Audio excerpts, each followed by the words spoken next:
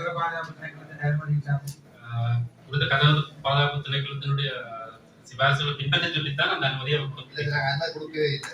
அப்ப நீங்க என்ன கொடுத்துருக்கீங்க? நீங்க கருதுகிறே இல்ல இதுல வந்து எங்க தலைமை செயலாளர் சப்ளைனிங் எப்படி நடக்குது, சப்ளைனிங் எப்படி நடக்கிற மீட்டிங்ல வந்து நாங்கள் எங்களோட ரெக்கமெண்டேஷன் அனுப்பியிருக்கீங்க. எங்கட பிரபாடங்களோடு சேர்த்து நாங்கள் இந்த சமர்ப்பிட்ட விண்ணப்பத்தை வந்து அங்க நாங்கள் எனக்கு சட்ட ரீதியா வழங்கியத கரையோர பாதுகாப்பு திணைக்களத்தின் அனுமதி இல்லாம ஒரு ஸ்ட்ரக்சருக்கு வந்து யூடிஏ கொடுக்கிறார் சட்ட ரீதியா.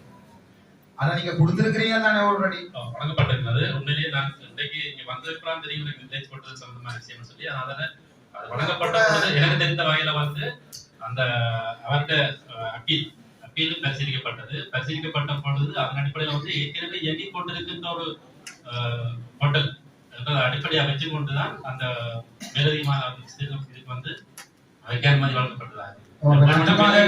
கடற்கரை ஹோட்டல்ல போய் ஒரு பில்டிங் ஒன்றை காட்டி 4 நாள் இயங்கி கொண்டிருக்கா அதுக்கு நீங்க அனுமதி தருவீங்க? 4 நாளைக்கு இயங்கலாம், கட்டவே இல்லாது.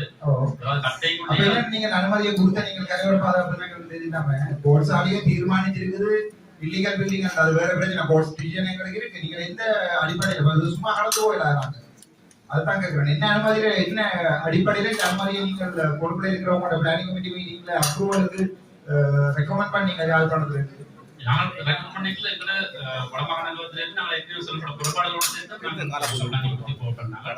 சப்ளானிங் கமிட்டில வந்து அது வந்து கடற்கரை பாதுகாப்பு திணைக்கள பகுதிகளில் வேறு புறப்பாடுகள் நீக்கப்பட்டிருக்கோம்.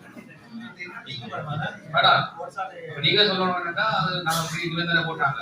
ஆனா அது முடிய பின்பற்றப்படவில்லை. நிபந்தனை போட்டு நீங்க அப்ரூவல் கொடுக்கலாது. அது வந்து அவைத்தே அப்ரூவல் எடுக்கணும். இப்ப என்னது கொடுத்த பேர் தான் நான் கேட்கிறேன். டியூட்டி இன்கம்ப்ளீட் அப்ளிகேஷன் ஏன் நீங்க போர்ட் பண்ணி ரிஜெக்ட் பண்ணி இருக்கணும்ல? இதெல்லாம் வடமாகாண நிறுவனத்தில் ரிஜெக்ட் பண்ணப்பட்டது. ரிஜெக்ட் பண்ணப்பட்ட பிறகு ஒருவரால் வழங்கப்பட்ட அப்பீல் வழங்கப்பட்டால் நாங்கள் உரிய முறையில் அதை அடுத்த கமிட்டிக்கு போர்ட் பண்ண வேண்டியது எங்களுக்கு பொறுப்பு. நாங்கள் அதை போர்ட் பண்ணினாங்க. நீங்க ரிஜெக்ட் பண்ணின டாக்குமெண்ட் காப்பி தரீங்களா சபைக்கு?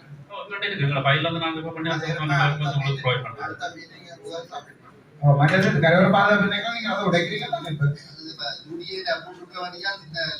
யூடிஏ அப்ரூவல் கொடுக்கலாது கொடுத்தாச்சு. ஓகே, அதனால அதை வித்ட்ரா பண்ணுவீனா அல்லது அது வந்து இல்லீகல் அப்ரூவல்ன்றதுதான் இந்த சம்பந்தம் இல்ல. கோர்ட்ஸாலே டிசைட் பண்ணிட்டாங்க. கடிதம் போயிருக்கல சார். அப்ப டிஎல்டிசன் கலைச்சு நான் கேக்குறேன்னா கோர்ட்ஸ் உங்களுக்கு அது பிழை அண்டு டிசிஷன் தந்து 50 lakhs 40 lakhs இல்ல 15,000 rupees